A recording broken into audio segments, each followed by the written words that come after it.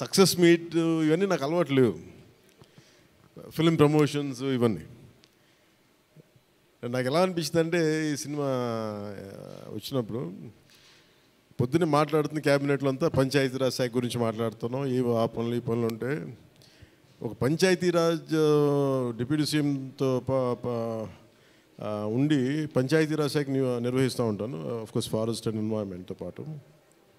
So Panchayati Raj శాఖ మంత్రిగా ఉంటూ కేవలం నేను పంచాయతీల వరకే పరిమితం అనుకున్నాను, కానీ సినిమా పంచాయతీలు కూడా చేసి మరి రిలీజ్ చేయాల్సి వస్తుంది నేను ఎప్పుడు అనుకోవాలా.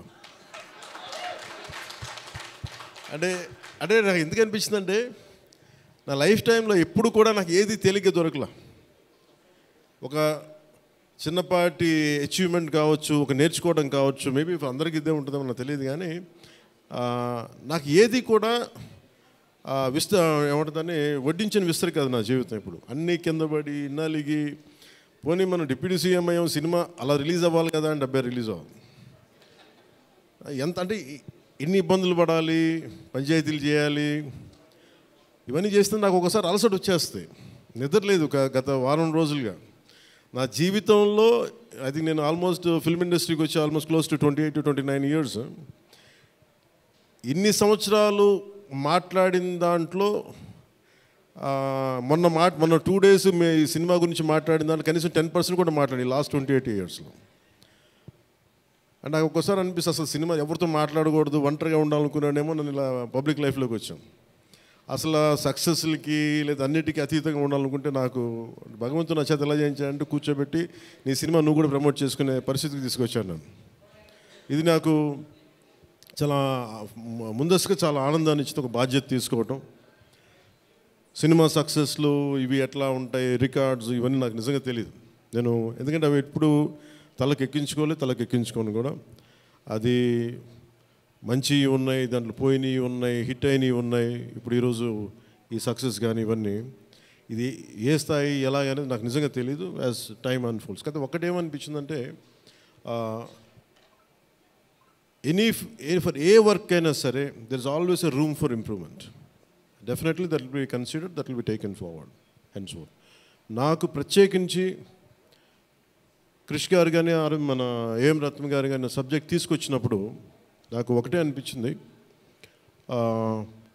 ఇది ఎలా చేయగలం. ఎందుకంటే పీరియడ్ ఫిల్మ్ నాకు ఎప్పుడూ డౌట్, నాకు బేసిక్ అంటే ఎలా చేయగలం, ఎలా సాధించగలం అంటే they came out with good concept. కొంత గుడ్ ఆర్ట్ డైరెక్ట్ని తీసుకున్నారు, మన తోట తరుణి గారిని ఇనిషియేట్ చేశారు. ఎఫెక్ట్స్ ఎలా వస్తాయి అనేది they might be some glitches, I don't as అంటే ఇంటా ఉంటే నాకు అనిపించింది గ్లిచెస్ ఉండొచ్చు, it will be corrected, that's not an issue. కాకపోతే ఏంటంటే మోర్ దెన్ ఎఫెక్ట్స్ వీటన్నిటికంటే కూడా ఒక emotional engagement to A story. మనం ఒక సినిమాకి వెళ్ళినప్పుడు మనకు గుర్తుండిపోయేది ఏవి ఎలా ఉన్నాయని కంటే కూడా what do we carry in our heart. మన గుండెల్లో మనం ఏం తీసుకొస్తాం, ఏ జ్ఞాపకాన్ని పట్టుకొస్తాం, ఏ ఎమోషన్ని తిరిగి ఇంటికి తీసుకొస్తాం అనుకుంటే నాకు ఒకటే ఈ సినిమా నేను ఒప్పుకున్నప్పుడు నాకు ఏమనిపించిందంటే ఇది మొఘల్కి సంబంధించింది. మన చిన్నప్పటి నుంచి స్కూల్స్లో చదువుకుంటున్నప్పుడు always we hear about how Akbar is great, how Shahjahan is by creating Taj Mahal, how what an artistic personality, what an artistic emperor, what an aesthetic sensibilities on emperor. When it comes to Aurangzeb, what a pious religious man. He never used to take anything from his own kingdom. Always he used to earn his own bread by stitching topis and also something like making some dharmic granths. ఎప్పుడు మాట్లాడారు కానీ but the darker side మన చిన్న line ఉంటుంది. ఎప్పుడు నేను చిన్నప్పుడు స్కూల్లో మన సోషల్ టెక్స్ట్ బుక్లు చదువుకున్నప్పుడు జిజియా గురించి ఒక చిన్న simple line used to be there, that's it. He levied jizya on Hindus అని. ఈ సినిమా చేస్తున్నప్పుడు నాకు అది గుర్తొచ్చింది. ఒరిజినల్గా ఈ కథ చేసేటప్పుడు సింపుల్ లైక్ ఎనీ ఇమిగ్రేషన్, మన ఎయిర్పోర్ట్కి వెళ్తే ఇమిగ్రేషన్ ఎలా ఉంటుందో అలాగే కైండ్ ఆఫ్ ఇమిగ్రేషన్ అది. హిందూగా ఉంటాం, ముస్లింగా ఉంటాం అంటే లేదా వెళ్ళిపోయి హిందూ లైక్ బొట్టు పెట్టుకుని ట్యాక్స్ పే చేసి వెళ్ళిపోతారు, అంతే. That's the sequence. So once the producer and Krish garu have decided, and Jyoti Krishna garu have decided it should be 2 parts. అంటే లెంత్ 4.5 hours వచ్చేసింది కాబట్టి మనం ఫస్ట్ మన దీన్ని 2-2.5 గంటలకు చేయాలనుకున్నప్పుడు అప్పుడు ఇంటర్వెల్ పాయింట్ ఎక్కడ పెట్టాలంటే ఇది ఏమంటుందండి, చౌకీటానా. ఈ చౌకీటానా దగ్గర ఆగిపోయింది.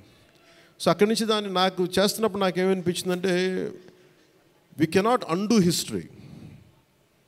హిస్టరీని అండూ చేయలేం, కానీ can we address the past mistakes of the history? We are not questioning about the Akbar's greatness, we are not questioning the Shahjahan's historic values, we are not questioning the Aurangzeb's commitment to his religion. There's nothing wrong in it, but we should also parallelly talk about his tyranny, his tyrannical attitude, his approach towards Hindus in those times. అంటే కాన్స్టెంట్గా మనం ఎప్పుడు కూడా Akbar the great అని వింటాం, కానీ Krishnadevaraya the great అని విన్నాం, రాణి రుద్రమదేవి ద గ్రేట్ అని విన్నాం. I don't know why conveniently our historians conveniently they made it in such a way, only it confined to only Mughal emperors. Tippi kodute Mughals ruled only for 200 plus years, whereas Chalukyas, whereas Pallavas, in Kakatiyas, Vijayanagara Samrajya, there were hundreds of years. కానీ ఎందుకు అది వారి history, మన history రాసిన వాళ్ళు మన రాజుల పైన చిన్న చూపు చూశారని చెప్పచ్చు. They belittle rest of the dynasties when compared to Mughals. ఇది ఎక్కడో back in my mind it used to be there.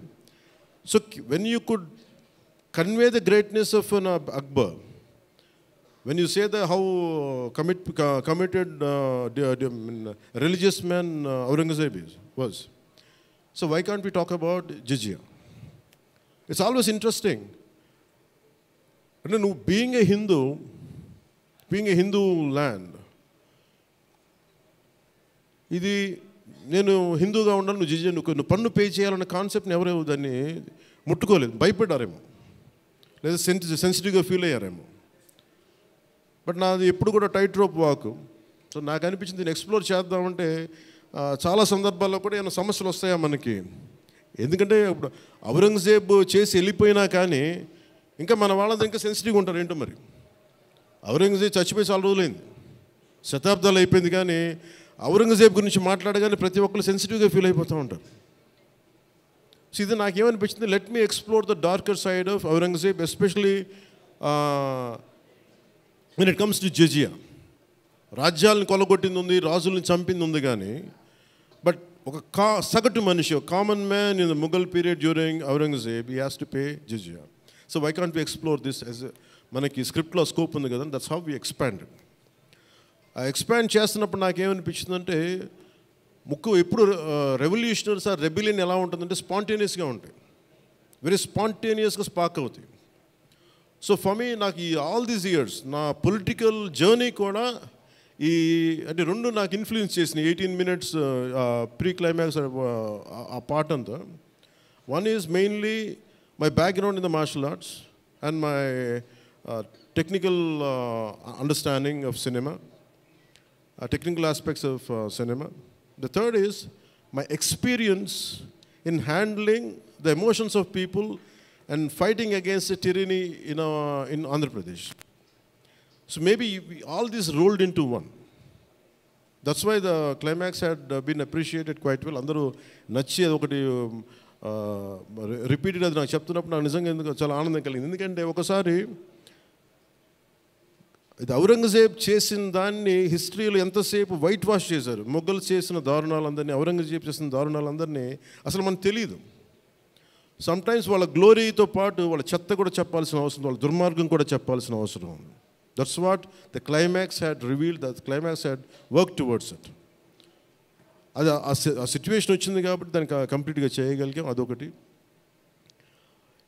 Main నాకు ఈ సినిమా ఇన్ని ప్రాసెస్లో నేను ఎప్పుడు సినిమా గురించి నేను ఎప్పుడు టెక్నికల్గా నేను యాక్చువల్గా I'm quite reluctant hero, keep on saying this word. I'm least connected to, I like stories, I like to watch cinema, I'm avid film watcher. బాగా చదువుతాను, నవల్స్ చదువుతాను, కానీ ఎప్పుడు నేను హీరోగా ఎప్పుడు ఊహించుకోలేదు. బట్ కాలం, డెస్టినీ నన్ను ఇలా తీసుకొచ్చింది, పాలిటిక్స్ తీసుకొచ్చింది. But my constant commitment is only one thing, no matter what you do, మీరు ఏమి చేసినా, I want a part of myself should be able to help the cultural integration of our country, the cultural integration of Bharat. I'm deeply committed to that part. అలా అని చెప్పి it is not about Hindus, it is not about Muslims, it's not about that.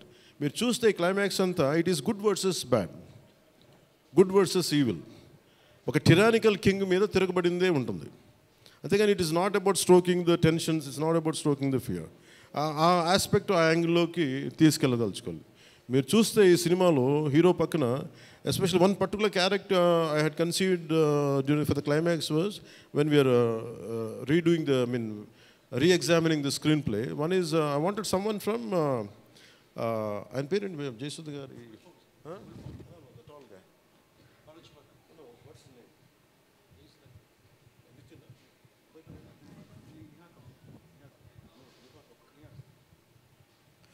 Jayasudha గారి అబ్బాయి Neha Kapoor acted as a man from frontier India, Balochistan నుంచి. So అలాంటి క్యారెక్టర్స్ని తీసుకుని, ఎందుకంటే నాకు దట్ పర్టికులర్ క్యారెక్టర్ నేను అనుకున్నప్పుడు వాట్ కెన్ బి ఇన్క్లూడెడ్ అనుకున్నప్పుడు I have included that part is only from taking the inspiration from frontier Gandhi, Khan Abdul Ghaffar ఖాన్ని థాట్లో పెట్టి. ఎందుకంటే సెకండ్ హాఫ్ చాలా ఎలాబరేట్గా ఉండేది కదా, దానికోసం నేను డిజైన్ చేసిన క్యారెక్టర్స్ ఫస్ట్ హాఫ్లో ఉంటే, but later it became part 1 part 2 అయ్యేటప్పటికి ఆ డీటెయిల్స్ లేటర్ సెకండ్ పార్ట్లో వస్తాయని చెప్పేసి దాన్ని ఎక్కువ రివీల్ చేయలేకపోయి ఈ పార్ట్ 1లో. అలాగే పార్ట్ 2 కూడా ఆల్మోస్ట్ ఒక 25 to 30% చేసాం. So that's where it stands. అది తొందరగా కూడా పార్ట్ 2 కూడా జరగాలని మనస్ఫూర్తిగా కోరుకుంటూ, అలాగే అసలు సినిమాని ఎట్లా ముందుకు తీసుకెళ్ళాలి, ఏమి చేద్దాం అంటే, నేను కంప్లీట్గా పొలిటికల్ ప్రాసెస్లో ఉండి నేను సినిమా రిలీజ్లు ఇవన్నీ నాకు నిజంగా తెలియదు, నేను పట్టించుకోవడం మానేశాను, చాలా సంవత్సరాలు అయిపోయింది. ఆ టైంలో రత్నం గారికి అండగా మైత్రి మూవీస్ నవీన్ గారు కానీ, రవి గారు కానీ, అలాగే విశ్వప్రసాద్ గారు కానీ, ఫ్యాక్టరీ మీడియా విశ్వప్రసాద్ గారు ముందుకు వచ్చి